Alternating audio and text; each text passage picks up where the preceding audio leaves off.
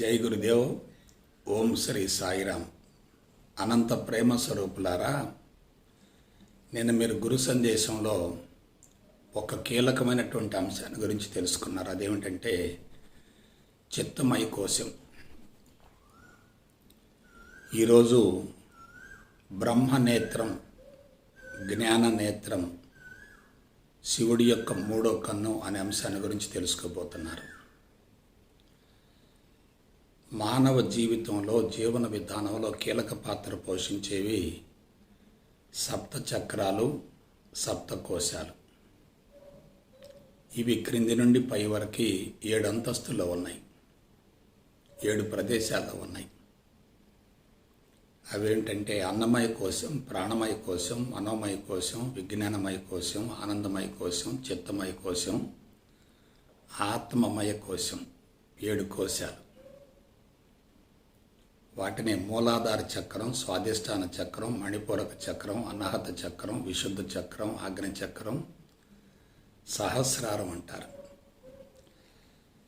ఈ 7 చక్రాల్లో కూడా అత్యంత కీలకమైందే ఈ అగ్ని చక్రం. అదే చిత్తమయ కోశం అంటే. చిత్తమయ కోశం అనేది చిత్తానికి సంబంధించింది. చిత్తం అంటే ఏమిటి? మానవ జీవిత రాజ్యాంగం, సంస్కారాల పుట్ట, చరిత్ర మొత్తం అందులోనే నిక్షిప్తమై ఉంటుంది. అటువంటి చరిత్ర మొత్తాన్ని కూడా చిత్ అంటారు.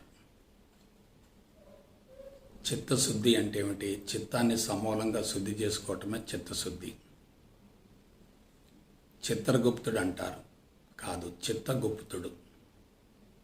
అంటే చిత్తంలో ఉన్నటువంటి సంస్కారాల మొత్తాన్ని తెలుసుకునేవాడే చిత్తగుప్తుడు అంటే. అందువల్ల చిత్తమయ కోసం సమూలంగా శుద్ధి అయ్యేటట్లయితే మనిషికి సాధన ముగిసినట్లే, ఆధ్యాత్మిక ప్రయాణం సులభతరం అవుతుంది, జీవిత పరమార్థం నెరవేరుతుంది. ఇక ఎటువంటి సాధనలు చేయవలసిన అవసరం లేదు, జీవితమే సాధనగా మారుతుంది. ఏమిటి ఈ చిత్తమయ కోశం యొక్క ప్రత్యేకత? ఏమిటి బ్రహ్మనేత్రంలో ఉన్నటువంటి గొప్పతనం? దాని గురించి క్లుప్తంగా విశ్లేషించుకుందాం. మానవ దేహంలో ఉన్నటువంటి 7 కోశాలలో, 7 చక్రాల్లో క్రిందన్నటువంటి 5 కోశాలు, 5 చక్రాలు శరీరానికి సంబంధించినవి. పైనున్నటువంటి 2 కోశాలు, 2 చక్రాలు ఆత్మకు సంబంధించినవి, ఆత్మ జ్ఞానానికి సంబంధించినవి. ఆత్మస్థితికి వెళ్ళటానికి అవి అద్భుతంగా దోహదపడతాయి. క్రిందన్నటువంటి 5 కోశాలు వెన్నుభావంతో సంబంధాన్ని కలిగి ఉంటాయి. పైనన్నటువంటి 2 కోశాలు కూడా మెదడుతో సంబంధాన్ని కలిగి ఉంటాయి. మానవ దేహంలో కీలక పాత్ర పోషించేవి 3 వ్యవస్థలు. 1 నాడీ వ్యవస్థ, 2 హార్మోన్ వ్యవస్థ, 3 రక్షక వ్యవస్థ. నాడీ వ్యవస్థలో 3 భాగాలు ఉంటాయి. 1 పరిధీయ నాడీ వ్యవస్థ, 2 స్వయంచోదిత నాడీ వ్యవస్థ, 3 కేంద్ర నాడీ వ్యవస్థ. ఈ కేంద్ర నాడీ వ్యవస్థలో 2 భాగాలు ఉంటాయి. 1 మెదడు, 2 వెన్నుబాము.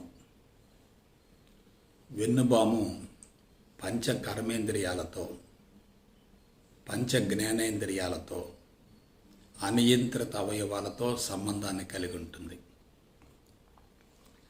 కానీ మెదడు మాత్రం వెన్నుబాముతో సంబంధాన్ని కలిగి ఉంటుంది, శరీరంతో సంబంధాన్ని కలిగి ఉంటుంది, బాహ్య పరిసరాలతో సంబంధాన్ని కలిగి ఉంటుంది, ప్రకృతితో సంబంధాన్ని కలిగి ఉంటుంది, విశ్వంతో కూడా సంబంధాన్ని కలిగి ఉంటుంది.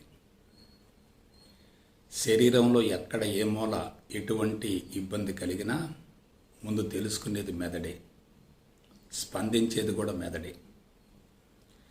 మెదడు సక్రమంగా సమర్థవంతంగా పనిచేస్తే చనిపోయే రోజు వరకు శరీరం పూర్తి ఆరోగ్యంగా ఉంటుంది. కాబట్టి ఒక వ్యక్తి ఆధ్యాత్మికంగా పరిణతి చెందాలంటే మెదడు సమూలంగా శుద్ధి కావాలి. మెదడు కలుషితం కావటానికి మూల కారణం ఏంటి? చిత్తమే. చిత్తం అంటే ఏమిటి? సమాచారపు పుట్ట, సంస్కారాల కట్ట, జ్ఞానమంతా అందులోనే నింపబడి ఉంటుంది. ఎప్పుడైతే జ్ఞానమంతా మెదడు ప్రాంతంలో కేంద్రీకృతమై ఉంటుందో మెదడులో ఉన్నటువంటి కణజాలాలు సమూలంగా దెబ్బతింటాయి. మెదడులో ఉన్నటువంటి సూక్ష్మమైనటువంటి మృదువైనటువంటి నాడీ కణజాలం దెబ్బతింటుంది. మెదడులో ఉన్నటువంటి కేంద్రాలు దెబ్బతింటాయి. శరీరంలో ఎక్కడ ఏ మూల ఏ చిన్న స్పందన కలిగినా అది వెంటనే మెదడుకు చేరుతుంది. మెదడు నుండి ఆదేశాలు అందించబడతాయి. ఆదేశాలకు అనుగుణంగా కర్మేంద్రియాలు పనిచేస్తూ ఉంటాయి. కాబట్టి మానవ జీవితంలో, జీవన విధానంలో కీలక పాత్ర పోషించేది ఏమిటంటే మెదడు. ఆ మెదడుతో అనుబంధంగా ఉన్నటువంటిదే ఆజ్ఞాచక్రం. ఆజ్ఞాచక్రాన్నే చిత్తమయ కోశం అన్నారు.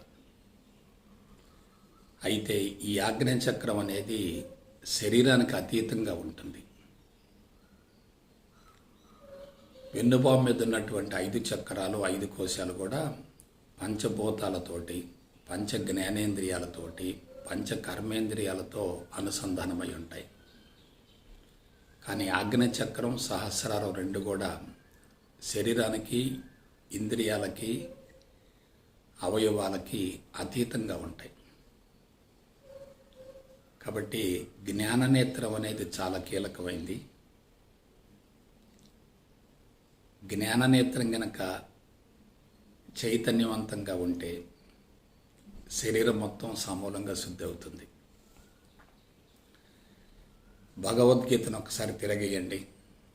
భగవద్గీతలో శ్రీకృష్ణ భగవాన్ల వారు సాధనను గురించి అర్జునుడికి ఒక మాట చెప్పాడు. అదేమిటంటే బురుకుటి మధ్యములో ఏకాగ్రత పెట్టమన్నాడు. బ్రహ్మనేత్రం ద్వారా ప్రపంచాన్ని చూడమన్నాడు. ఆ బురుకుటి మధ్యలో ఉన్నటువంటి ఆజ్ఞాచక్రం, బ్రహ్మనేత్రం సమూలంగా చైతన్యవంతమయ్యాయి అనుకోండి, మనిషికి మానవాతీత అతీంద్రియ శక్తులు వస్తాయి. భౌతిక దృష్టి, సూక్ష్మ దృష్టి, సమదృష్టి, దివ్య దృష్టి కూడా దాటి ఆత్మదృష్టికి వెళ్ళే అవకాశం ఉంటుంది.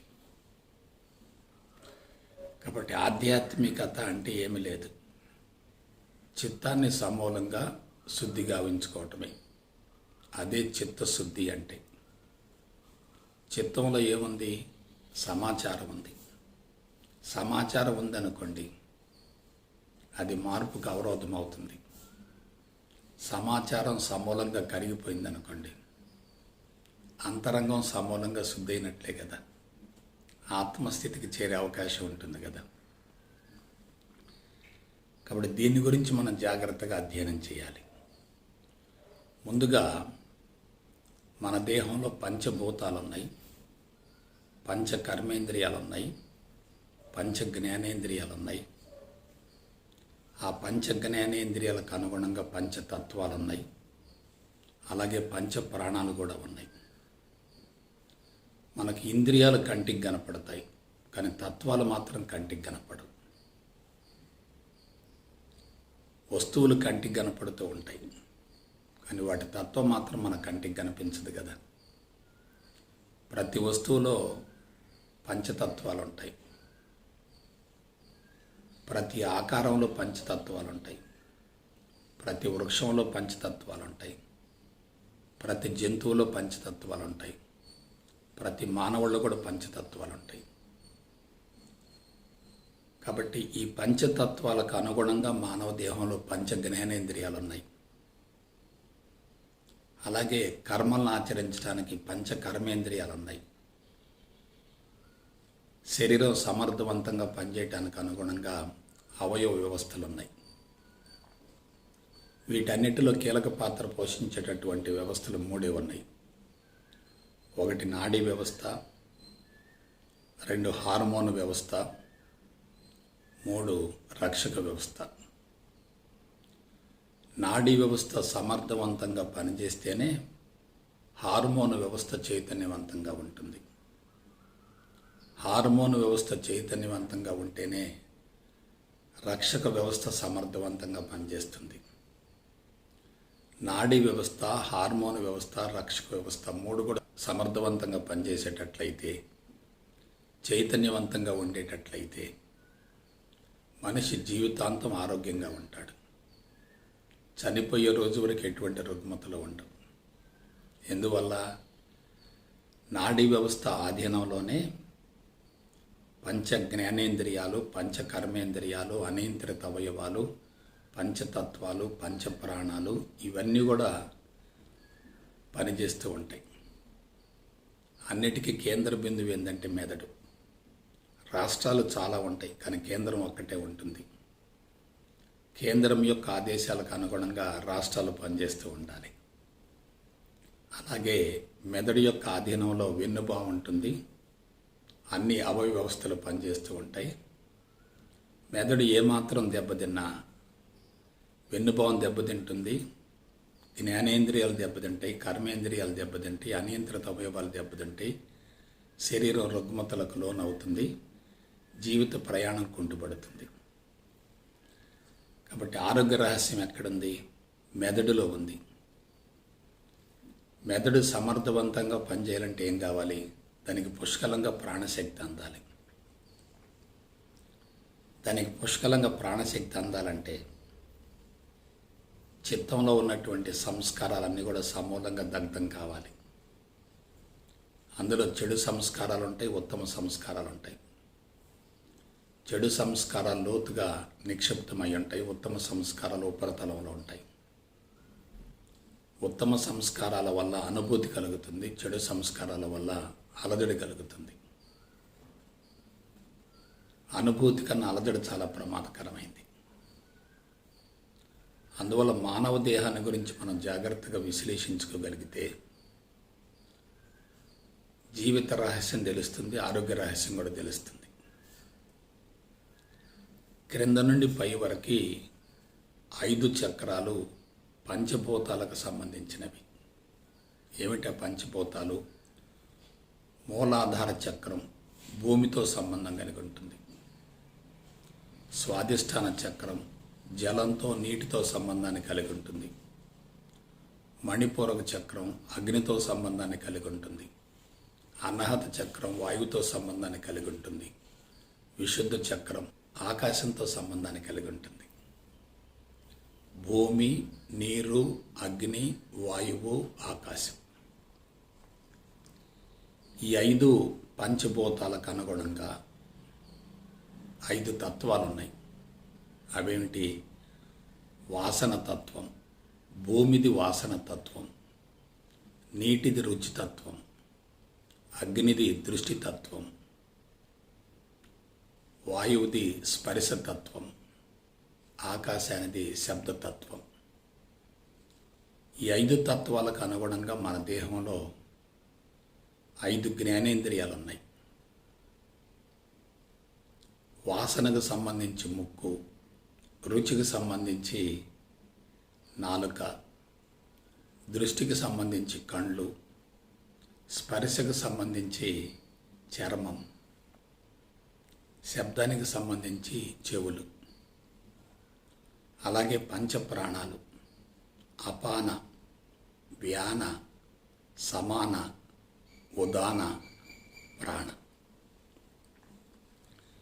అయితే పంచభూతాలు కానీ, పంచ జ్ఞానేంద్రియాలు కానీ, పంచతత్వాలు కానీ, పంచప్రాణాలు కానీ ఇవన్నీ కూడా శరీరంతో అనుసంధానమై ఉంటాయి. ఇవన్నీ సక్రమంగా సమర్థవంతంగా పనిచేస్తే పైనున్నటువంటి చిత్తమయ కోశం శుద్ధి అవుతుంది. ఈ 5 చక్రాలు 5 కోశాలు ఎక్కువగా పనిచేసినా తక్కువగా పనిచేసినా చిత్తమయ కోశం శుద్ధి కాదు. 5 చక్రాలు ఎక్కువగా పనిచేసిన ప్రమాదమే, తక్కువగా పనిచేసిన ప్రమాదమే. మరి ఎలా పనిచేయాలి? సమానంగా పనిచేయాలి. కాబట్టి మనం జాగ్రత్తగా విశ్లేషించుకునేటట్లయితే శరీరాన్ని దాటి వెళ్ళినప్పుడే బ్రహ్మనేత్రం శుద్ధి అవుతుంది. అటువంటి బ్రహ్మనేత్రంతో అనుబంధంగా ఉన్నటువంటి ఒక గ్రంథి ఉంది. అదేమిటి? పిట్యూటరీ గ్రంథి.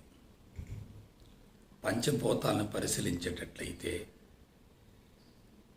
పంచకోశాలని పంచచక్రాలను పరిశీలించేటట్లయితే ఇవి కూడా హార్మోను గ్రంథులతో అవినాభావ సంబంధాన్ని కలిగి ఉంటాయి. మూలాధార చక్రం సెక్స్ గ్రంథులు, స్వాధిష్టాన చక్రం ఎడ్రినల్ గ్రంథి, మణిపూరక చక్రం క్లోమ గ్రంథి, అన్నహత చక్రం థైమస్ గ్లాండు, విశుద్ధ చక్రం థైరాయిడ్, పారాథైరాయిడ్. సో ఒక్కసారి జాగ్రత్తగా విశ్లేషించుకోండి. పంచభూతాలు,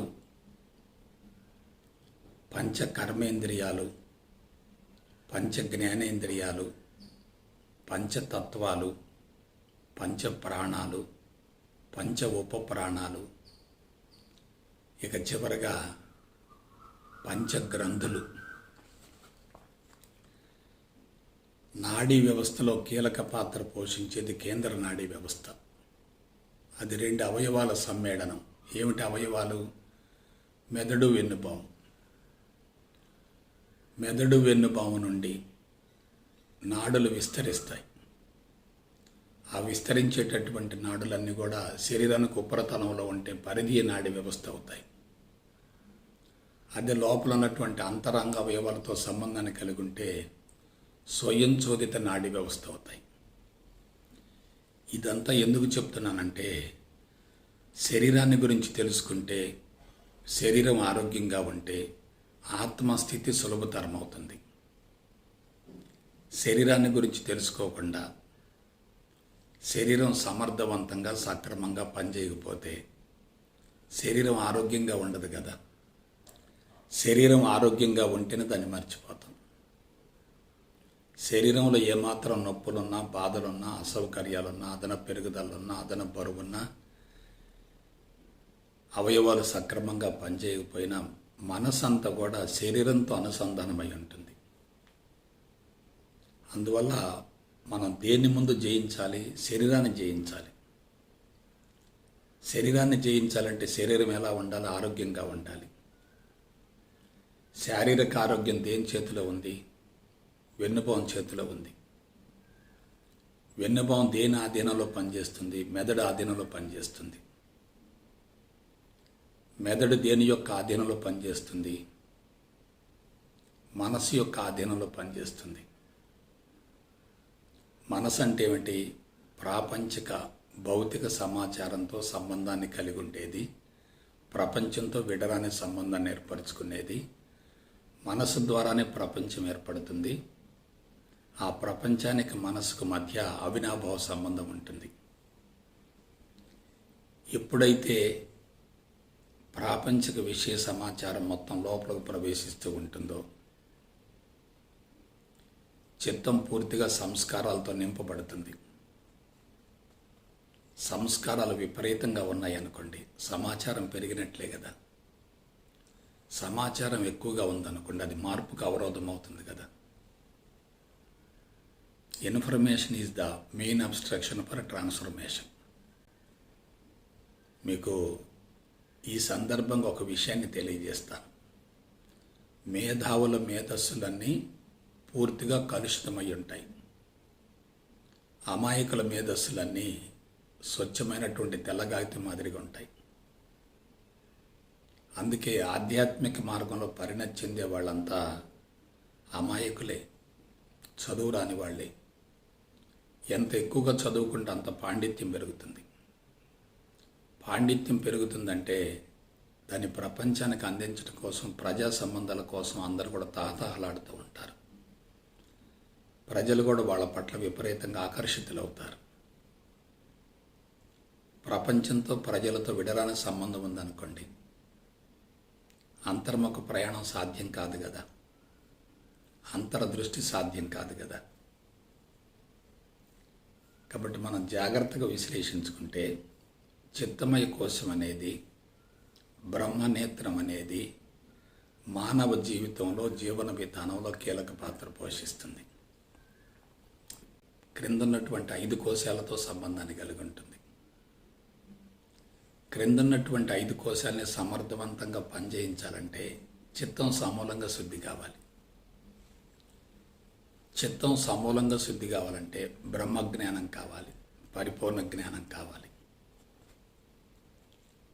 కాబట్టి మూలాధార చక్రం సక్రమంగా పనిచేసింది అనుకోండి, ఎముక పుష్టి ఉంటుంది, కండర పుష్టి ఉంటుంది, ప్రత్యుత్పత్తి అవయవాలు సమర్థవంతంగా పనిచేస్తాయి, ప్రత్యుత్పత్తి హార్మోన్లు కూడా పుష్కలంగా ఉత్పత్తి అవుతాయి.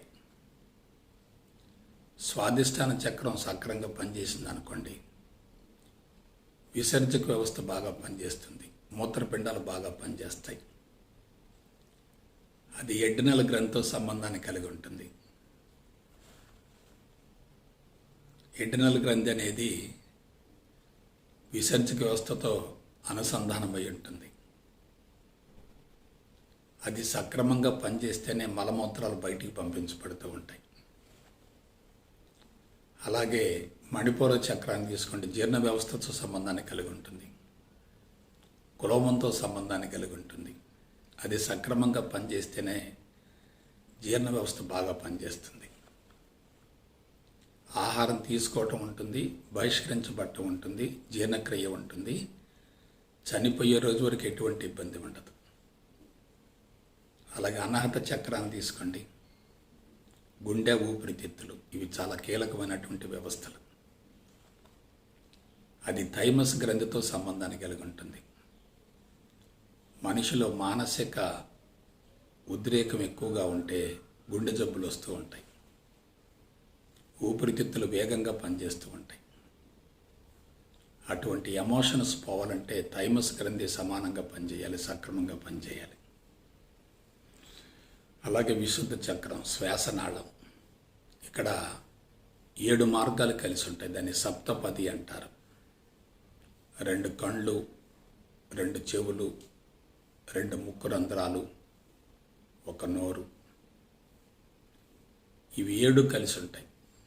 7 రంధ్రాలు కలిసేటటువంటి ప్రదేశమే సప్తపది అంటే.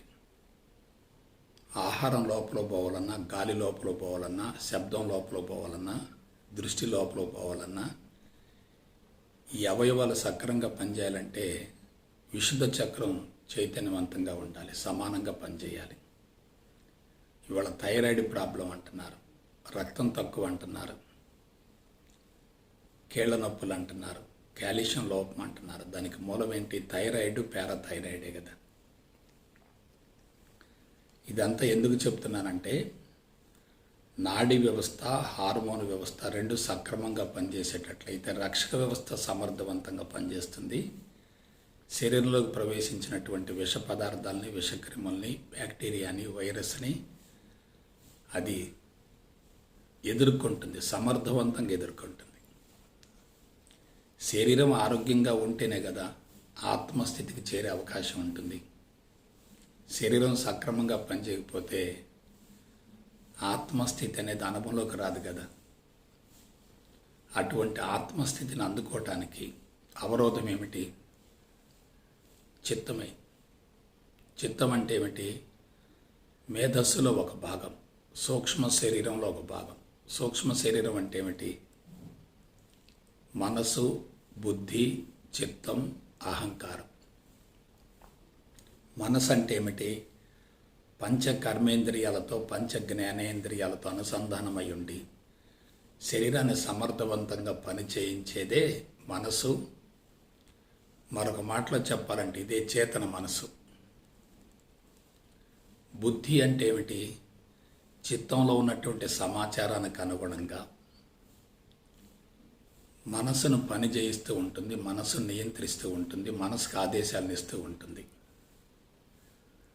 బుద్ధి వికసించేటట్లయితే మనసు బుద్ధి యొక్క ఆధీనంలో ఉంటుంది. బుద్ధి వికసించకపోతే, పక్షపాతంలో ఉంటే, సంకుచితంగా ఉంటే అది మనసుకు లొంగిపోతుంది. శరీరము, ఇంద్రియాలు సమాన స్థాయిలో పనిచేసాయి అనుకోండి, మనసు ప్రశాంతంగా ఉంటుంది. మనసు ప్రశాంతంగా ఉంటే బుద్ధి సమత్వంలో ఉంటుంది, సమతుల్యంలో ఉంటుంది. దానికి విచక్షణ ఉంటుంది, వివేచన ఉంటుంది, విచారణ ఉంటుంది, విశ్లేషణ ఉంటుంది, విఘ్నత ఉంటుంది. అప్పుడేమవుతుంది? అహంకారం. ఈ అహంకారం ఏమవుతుందంటే కరిగిపోతుంది. అహంకారం కరిగిపోవాలంటే అందుకు మార్గం ఏమిటి? చిత్తం శుద్ధి కావాలి. చిత్తం శుద్ధి అవుతూ ఉంటే ప్రజ్ఞ అనంతంగా విస్తరిస్తూ ఉంటుంది, హృదయ మట్టం వికసిస్తుంది. కరుణ, జాలి, దయ, ప్రేమ, అనురాగం, ఆప్యాయత వెల్లువిరుస్తాయి. మానవత్వం వికసిస్తుంది. మనిషిలో మానవత్వం తొంగి చూసిందంటే అతను ఆత్మస్థితికి వెళ్ళటానికి మార్గం సులభతరం అవుతుంది. హృదయ మట్టం వికసించకుండా ఎవరు కూడా ఆధ్యాత్మిక మార్గంలో పరిణతి చెందే ప్రసక్తి లేదు. కాబట్టి శారీరక మట్టం, ఇంద్రియ మట్టం, మానసిక మట్టం, బుద్ధి మట్టం, హృదయ మట్టం, ఈ 5 కూడా పంచభూతాలతో సంబంధాన్ని కలిగి ఉంటాయి. పంచ జ్ఞానేంద్రియాలతో సంబంధాన్ని కలిగి ఉంటాయి. పంచ హార్మోను గ్రంథులతో సంబంధాన్ని కలిగి ఉంటాయి. పంచతత్వాలతో సంబంధాన్ని కలిగి ఉంటాయి. పంచ ప్రాణాలతో సంబంధాన్ని కలిగి ఉంటాయి. పంచ ఉప ప్రాణాలతో సంబంధాన్ని కలిగి ఉంటాయి. పంచ వ్యవస్థలతో సంబంధాన్ని కలిగి ఉంటాయి. కాబట్టి ఇదంతా కూడా సంక్లిష్టమైనటువంటి శారీరక నిర్మాణం. ఈ 5 దాటామనుకోండి, అప్పుడు మనం 6వ స్థావరానికి వెళ్ళాలి. అదే చిత్తమయ కోశం, అదే ఆజ్ఞాచక్రం, అదే పిట్యూటరీ గ్రంథి, అదే బ్రహ్మనేత్రం, అదే జ్ఞాననేత్రం, అదే శివుడి యొక్క 3వ కన్ను. ఈ పిట్యూటరీ గ్రంథి అనేది, ఆజ్ఞాచక్రం అనేది బురుకుటి మధ్యంలో ఉంటుంది. వాస్తవానికి బురుకుటి మధ్యంలో కళ్ళు మూసుకొని ఏకాగ్రత పెట్టేటట్లయితే మెదడు మొత్తం మీదకి మన దృష్టి మళ్ళుతుంది. మెదడు మీదకు దృష్టి మళ్ళిందనుకోండి, మెదడుకు పుష్కలంగా ప్రాణశక్తి అందించబడుతుంది. మెదడుకు పుష్కలంగా ప్రాణశక్తి అందిందనుకోండి, వెన్నుబాము సమర్థవంతంగా పనిచేస్తుంది. వెన్నుబాము మీద 2 నాడులు ఉన్నాయి, ఒకటి ఎడ, 2 పింగళ. ఈ 2 నాడులు చాలా కీలకమైనవి. ఎడ ఎడమవైపు ఉంటుంది, పింగళ కుడివైపు ఉంటుంది. ఎడ తమో గుణానికి సంబంధించింది, పింగళ రజోగుణానికి సంబంధించింది. ఎడ అనేటటువంటి నాడి ఎక్కువగా పనిచేస్తుంది అనుకోండి, శరీరం చల్లబడుతుంది. పింగళ అనేటటువంటి నాడి ఎక్కువగా పనిచేస్తుంది అనుకోండి, శరీరంలో వేడి ఎక్కువగా ఉంటుంది. 2 సమాన మోతాదులో పనిచేసాయి అనుకోండి, శరీర ఉష్ణోగ్రత నిర్ణీతంగా ఉంటుంది, ఎల్లప్పుడూ ఒకే రకంగా ఉంటుంది. ఇడ అనేది తమో గుణానికి సంబంధించింది, పింగళ అనేది రజోగుణానికి సంబంధించింది. ఇడ అనేది చంద్రనాడి, పింగళ అనేది సూర్యనాడి. చంద్రుడు చల్లదనాన్ని ఇస్తాడు, సూర్యుడు వేడినిస్తాడు. ఆ 2 మనకు అవసరమే. నిర్ణీత మోతాదులో చల్లదనం, ఉష్ణం 2 కలిసి ఉన్నాయనుకోండి, శరీర అవయవాలు సమర్థవంతంగా పనిచేస్తాయి. కాబట్టి జాగ్రత్తగా విశ్లేషించుకునేటట్లయితే ఆజ్ఞాచక్రం అనేది ఆరోగ్యంలో, ఆధ్యాత్మిక ప్రయాణంలో, ఆత్మస్థితిని అందుకోవటంలో కీలక పాత్ర పోషిస్తుంది. దీన్ని నేను సైన్స్ పరంగా చెప్తాను. పిట్యూటరీ గ్రంథి నుండి అనేక రకాల హార్మోన్లు ఉత్పత్తి అవుతాయి. మూలాధార చక్రానికి సంబంధించినటువంటి ప్రత్యుత్పత్తి హార్మోన్లు ఉత్పత్తి అవుతాయి. ఎడ్రినల్ గ్రంథిని కంట్రోల్ చేసేటటువంటి హార్మోన్స్ ఉత్పత్తి అవుతాయి. థైరాయిడ్ని కంట్రోల్ చేసేటటువంటి హార్మోన్స్ ఉత్పత్తి అవుతాయి.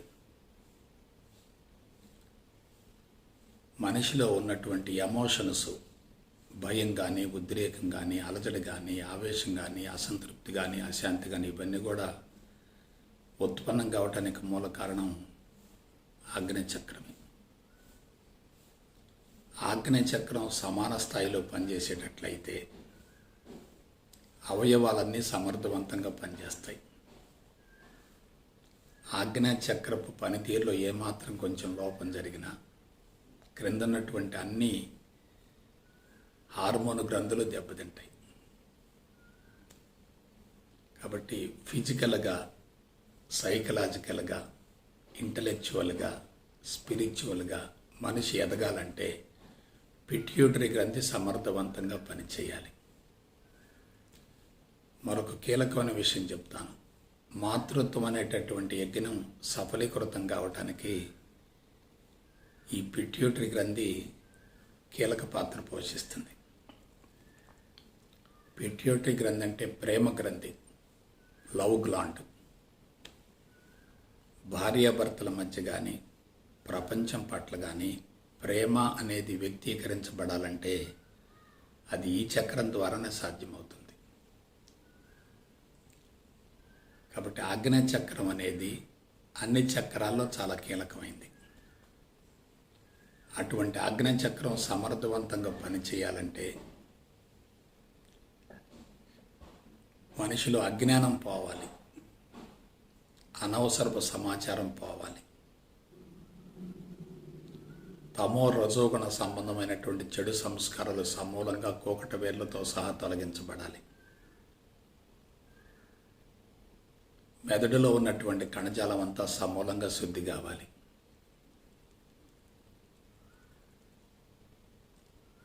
ఎప్పుడైతే మెదడు సమూలంగా శుద్ధి అవుతుందో అవయవాలు సమర్థవంతంగా పనిచేస్తాయి, హార్మోన్లు సమర్థవంతంగా పనిచేస్తాయి,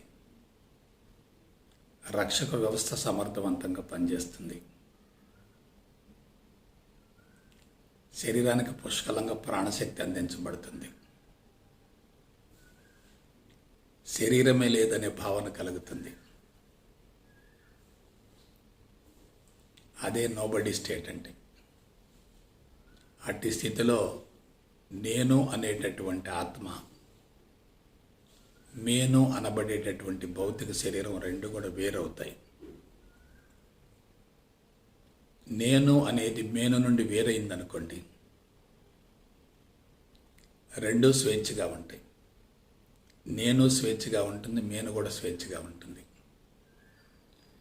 నేను మేను రెండు అతుక్కుపోయాయి అనుకోండి, నేనుకు స్వేచ్ఛ లేదు, మేనుకు కూడా స్వేచ్ఛ లేదు. అవి రెండు అతుక్కుపోవడానికి మూల కారణం ఏంటి? జీవభావం. జీవభావం అంటే ఏమిటి? సంస్కారాలు.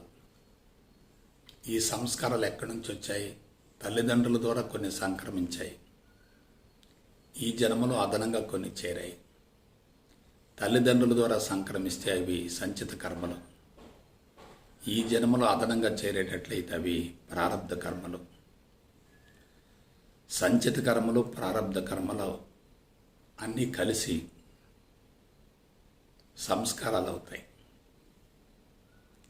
చిత్తంలో సంస్కారాలు ఉన్నాయనుకోండి, అనుభవాలు ఉన్నట్లే సమాచారం కూడా ఉన్నట్లే. అనుభవాలు, సమాచారం అంతా చిత్తంలో నింపబడింది అనుకోండి, చిత్తమయ కోసం సమర్థవంతంగా పనిచేయదు కదా. కాబట్టి దీనికి పరిష్కారం ఏమిటి? అజ్ఞానం పోవాలి, భౌతిక జ్ఞానం పోవాలి, సైన్సు సాంకేతిక పరిజ్ఞానం పోవాలి, ప్రాపంచిక సమాచారం మొత్తం సమూలంగా కరిగిపోవాలి. అందుకు మార్గం ఏంటి? పరిపూర్ణ అద్వైత బ్రహ్మజ్ఞానమే. పరిపూర్ణ అద్వైత బ్రహ్మజ్ఞానాన్ని గురించి శాస్త్రయుక్తంగా అవగాహన గావించుకొని, హేతుబద్ధంగా విశ్లేషించుకొని అనుభవంలోకి పొందగలిగితే మెదడు సమూలంగా శుద్ధి అవుతుంది. మెదడు యొక్క నాడీ కణజాలం సమర్థవంతంగా పనిచేస్తుంది. శరీరం పూర్తి ఆరోగ్యంగా ఉంటుంది, శుచిగా ఉంటుంది, శుభ్రంగా ఉంటుంది, పవిత్రంగా ఉంటుంది. అది ఒక దేవాలయం అవుతుంది, దేవుడి కోవిలవుతుంది. కాబట్టి ఆధ్యాత్మికతలో పరిణతి చెందటానికి కీలకమైనటువంటి మార్గం ఏమిటి? శరీరాన్ని ఆరోగ్యంగా ఉంచుకోవటమే.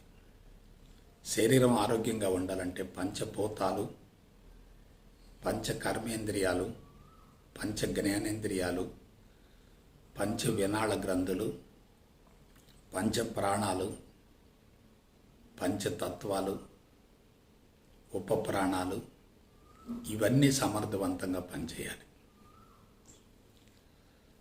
కాబట్టి కింద నుంచి పైకి అన్ని చక్రాలు శుద్ధి చేసుకుంటూ పోతే చిత్తమయ కోశం శుద్ధి అయినట్లే.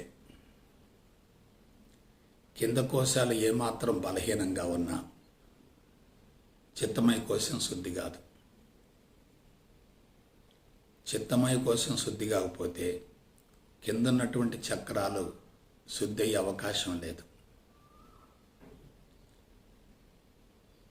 మూలాధార చక్రం శుద్ధి కావటం కోసం ఆసనాలు వేస్తున్నారు, సూర్య నమస్కారాలు చేస్తున్నారు, వాకింగులు చేస్తున్నారు, జిమ్ములు అంటున్నారు, స్విమ్మింగ్ అంటున్నారు, అనేక రకాల ప్రక్రియలకు వెళ్తున్నారు.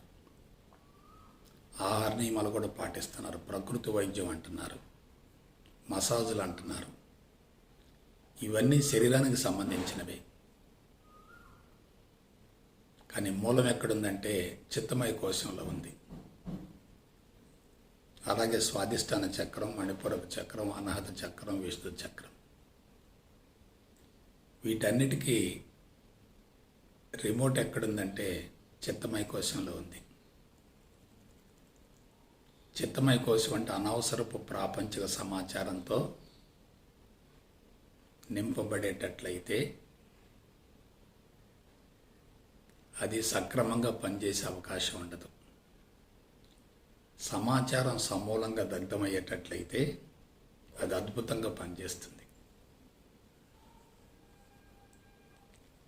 కాబట్టి ఋషులు జ్ఞాననేత్రం అనే పదాన్ని వాడారు, బ్రహ్మనేత్రం అనే పదాన్ని వాడారు, శివుడి యొక్క మూడో కన్ను అనే పదాన్ని వాడారు, బురుకుటి మధ్యం అనే పదాన్ని వాడారు. ధ్యానం ఎలా కొనసాగించాలో తెలియజేశారు. అప్పుడు వారు ఆ చక్రాన్ని శుద్ధి చేసుకోవటం వల్లనే మానవాతీత అతీంద్రియ శక్తులను పొందగలిగారు. సృష్టికి ప్రతి సృష్టిని చేయగలిగారు, అద్భుతాలను ప్రదర్శించగలిగారు. అదంతా ఎలా సాధ్యమైంది? ఒక ఆజ్ఞాచక్రం ద్వారానే సాధ్యమైంది. మూలాధార చక్రం నుండి విశుద్ధ చక్రానికి వెళ్ళేటట్లయితే ప్రజ్ఞ దశల వారీగా విస్తరిస్తూ ఉంటుంది. విశుద్ధ చక్రం దాటి వెళ్ళగలిగితే ప్రజ్ఞ అనంతంగా విస్తరిస్తుంది, విశ్వవ్యాపితం అవుతుంది, ఎవరిబడి స్టేట్ అవుతుంది, యూనివర్సల్ బాడీ అవుతుంది. నేనే విశ్వం, విశ్వమే నేను అనే భావన కలుగుతుంది. అటువంటి భావన కలగాలంటే మార్గం ఏమిటి? ఏమిటి మార్గం? జ్ఞానమంతా మాయ, జ్ఞానమంతా భగవంతుడు. ముందు మాయ అనుకుంటే దాని పట్ల ఆసక్తిని కనపరచం, వైరాగ్యం వస్తుంది. భగవంతుడు అనుకుంటే దాన్ని స్వీకరించగలుగుతాం. మనసు ద్వారా ఉత్పన్నమయ్యేటటువంటి ఆలోచనలన్నీ కూడా మాయే. కానీ మరొక కోణంలో అవన్నీ భగవంతుడే, భగవంతుల్లో ఒక భాగమే. భగవంతుల్లో ఒక భాగం అనుకున్నప్పుడు ఎలా ఉంటుంది? మాయా అనుకున్నప్పుడు ఎలా ఉంటుంది? మాయా అనుకున్నప్పుడు తప్పనిసరిగా వ్యతిరేకిస్తాం. వ్యతిరేకిస్తున్నప్పుడు అది అంతరంగంలో ఇంకా బలపడుతుంది. భగవంతుడు అనుకున్నప్పుడు దాన్ని స్వీకరిస్తాం, కానీ అది భారం కాదు. మనోభారం పెరగటం అంటే అనవసరపు ప్రాపంచిక సమాచారం లోపలకు ప్రవేశించటం, లోపల సంస్కారాల రూపంలో నిక్షిప్తం కావటం, భద్రపరచబడటం. కాబట్టి అనవసరపు సమాచారం లోపలకు ప్రవేశించిందనుకోండి, బంధాలు బలోపేతమవుతాయి. బంధాలు బలోపేతమయ్యాయి అనుకోండి, శక్తి విపరీతంగా హరించుకుపోతుంది. అటువంటి బంధాలు కరిగిపోవాలంటే అంతా భగవంతునిలో ఒక భాగం అనుకుంటే చాలు. ఏమిటి దాని ప్రత్యేకత? భగవంతుడు ఏకత్వంలో ఉంటాడు. భగవంతుడు నిరాకార, నిరంజన, నిర్గుణం. అంతా ఏకత్వం అనుకున్నప్పుడు రాగద్వేషాలు ఉండవు కదా. రాగద్వేషాలు లేకపోతే బంధాలు ఉండవు కదా. బంధాలు లేకపోతే సంస్కారాలకు అవకాశం ఉండదు కదా. సంస్కారాలు లేకపోతే సమాచారం ఉండదు కదా. సమాచారం లేకపోతే అంతరంగం సమూలంగా ఖాళైనట్లే కదా. అందువల్ల ప్రపంచానికి దూరంగా ఉండటం కాదు, అది సాధ్యం కానే కాదు. ప్రపంచం యొక్క స్వరూప స్వభావాన్ని గురించి మనం తెలుసుకోవాలి. ప్రపంచమంతా మాయా అనుకున్నప్పుడు ఆసక్తి తగ్గిపోతుంది. ప్రపంచమంతా భగవంతుడు అనుకున్నప్పుడు మన ప్రజ్ఞ విశ్వవ్యాప్తమవుతుంది. అప్పుడేమవుతుంది? బ్రహ్మనేత్రం చైతన్యవంతమవుతుంది. అది పాయింట్. స్థూల దృష్టి, భిన్న దృష్టి, బాహ్య దృష్టి, ఇదొక సెక్షన్. లోపల సమాచారం ఉండి కళ్ళు మూసుకుంటే చరిత్ర అంతా గుర్తుకొస్తూ ఉంటుంది. అదే సూక్ష్మ దృష్టి. అంతా చైతన్యమయం అనుకుంటే అదే సమదృష్టి. సమదృష్టి ఉన్నప్పుడు దివ్య దృష్టి బహిర్గతమవుతుంది. దివ్యశక్తులు బహిర్గతమవుతాయి. సిద్ధులు ప్రదర్శించేటటువంటి సిద్ధ పురుషులు అవుతారు. మానవాతీత శక్తులను ప్రదర్శించగలుగుతారు. దాన్ని కూడా దాటి వెళ్ళగలిగితే అదే ఆత్మదృష్టి. ఆత్మదృష్టికి చక్కని రాచబాట ఏమిటంటే బ్రహ్మనేత్రం. భౌతిక నేత్రం కాదు, బ్రహ్మనేత్రం. బ్రహ్మనేత్రం అంటే బ్రహ్మజ్ఞానాన్ని గురించి సమూలంగా 100% అవగాహన గావించుకొని అనుభవంలోకి పొంది నేనే విశ్వం, విశ్వమే నేననేటటువంటి భావనను ఏర్పరచుకోవటమే అందులోని కీలక అంశం. కాబట్టి చిత్తమయ కోశం నుండి బ్రహ్మనేత్రానికి వెళ్ళాలంటే మార్గం ఏమిటి? చిత్తాన్ని సమూలంగా శుద్ధి గావించుకోవాలి. చిత్తం సమూలంగా శుద్ధి కావాలంటే క్రిందన్నటువంటి 5 చక్రాలు శుద్ధి కావాలి. కిందన్నటువంటి 5 చక్రాలు శుద్ధి కాకపోతే సాధనకు శరీరం సహకరించదు కదా. సాధనకు శరీరం సహకరించాలంటే చిత్తం పూర్తిగా శుద్ధి కావాలి కదా. చిత్తం పూర్తిగా శుద్ధి కావాలంటే దానికి బ్రహ్మజ్ఞానం కావాలి కదా. బ్రహ్మజ్ఞానం అందించబడింది అనుకోండి, బ్రహ్మనేత్రం చైతన్యవంతమవుతుంది. బ్రహ్మనేత్రం చైతన్యవంతమైందనుకోండి, ఆత్మ దృష్టికి చేరగలుగుతాం, ఆత్మస్థితికి చేరగలుగుతాం. ఆత్మస్థితి నుండి ప్రపంచాన్ని చూస్తున్నాం అనుకోండి, అంతా భగవంతుని యొక్క ప్రతిరూపంగా గోచరిస్తుంది. కామం కానీ, క్రోధం కానీ, లోభం కానీ, మోహం కానీ, మదం కానీ, మాత్సర్యం కానీ, రాగం కానీ, ద్వేషం కానీ, మమకారం కానీ, అభిమానం కానీ ఉండవు. కాబట్టి కీలక రహస్యం ఎక్కడుంది? ఆజ్ఞ చక్రంలో ఉంది, బ్రహ్మ నేత్రంలో ఉంది, జ్ఞాన నేత్రంలో ఉంది, శివుడి యొక్క 3వ కన్నులో ఉంది. అందుకే కొంతమంది బురుకుటి మధ్య మీద ఏకాగ్రత పెట్టి తపస్సు చేస్తూ ఉంటారు. ఆ తపస్సు చేసినందువల్ల వాళ్ళకి కొన్ని మానవాతీత అతీంద్రియ శక్తులు వస్తాయి. ధైర్యం ఉంటుంది, విశ్వాసం ఉంటుంది, మనోబలం ఉంటుంది, సంకల్ప బలం ఉంటుంది, వాక్శుద్ధి ఉంటుంది, సత్య దర్శనం అవుతుంది. అతీత శక్తులు వచ్చినప్పుడు మనసులో సంకల్పించింది ఏదైనా వెంటనే కార్యరూపం దాలుస్తుంది. మనసు పూర్తిగా కరిగిపోతుంది. కరిగిపోయిన తర్వాత అంతరాత్మ మేలుకొంటుంది, అంతర్వాణి మేలుకొంటుంది, అంతరాత్మ మేలుకొంటుంది. ఆ స్థితి నుండి సిద్ధులను ప్రదర్శించగలిగితే మనిషికి ఎటువంటి నష్టం ఉండదు. ఆ స్థితికి చేరకుండా సిద్ధులను ప్రదర్శించేటట్లయితే శక్తి హరించుకుపోతుంది, శక్తి ఖర్చు అవుతుంది. యూనివర్సల్ బాడీ నుండి, విశ్వ శరీరం నుండి సంకల్పాలను ప్రదర్శించినప్పుడు విశ్వశక్తి ద్వారా సంకల్పాలు ప్రదర్శించబడతాయి. కాబట్టి శక్తి ఖర్చు అయ్యే ప్రసక్తే లేదు. అలా కాకుండా క్రింద చక్రాలు శుద్ధి కాకుండా, సంపూర్ణ ఆరోగ్యం సిద్ధించకుండా కఠోరంగా సాధన చేసేటట్లయితే ఏమవుతుంది? శరీరం సహకరించదు. శరీరంలో రుగ్మతలు ఉన్నాయనుకోండి, ప్రాణశక్తి తక్కువగా ఉంటుంది కదా.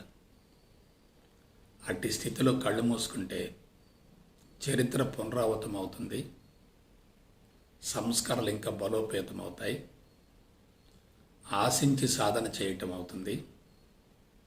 ఆశించింది లభించినప్పుడు సంతృప్తి ఉంటుంది, లభించకపోతే అసంతృప్తి ఉంటుంది. సంతృప్తి అసంతృప్తుల మధ్య ఘర్షణ జరుగుతూ ఉంటుంది, కురుక్షేత్ర సంగ్రామం జరుగుతూ ఉంటుంది. ఆశించింది ఒకటి, లభించింది మరొకటి. ఆశించింది లభించనప్పుడు, వ్యతిరేకించేది లభించినప్పుడు మనిషి జీవితం ఎలా ఉంటుందో మీరు ఆలోచించండి. కోరుకున్నది ఒకటి, లభించింది మరొకటి. మనిషిలో తీవ్రమైనటువంటి అసంతృప్తి ఉంటుంది. అందుకే ఆధ్యాత్మిక మార్గంలోకి ప్రవేశించినటువంటి వ్యక్తులను మీరు జాగ్రత్తగా పరిశీలించండి. కొద్దిమంది మాత్రమే ఉన్నతంగా ఎదగలుగుతున్నారు. మిగతా వాళ్ళు పరిణతి చెందకపోగా బలహీనపడుతున్నారు. అందుకు మూల కారణం ఏంటి?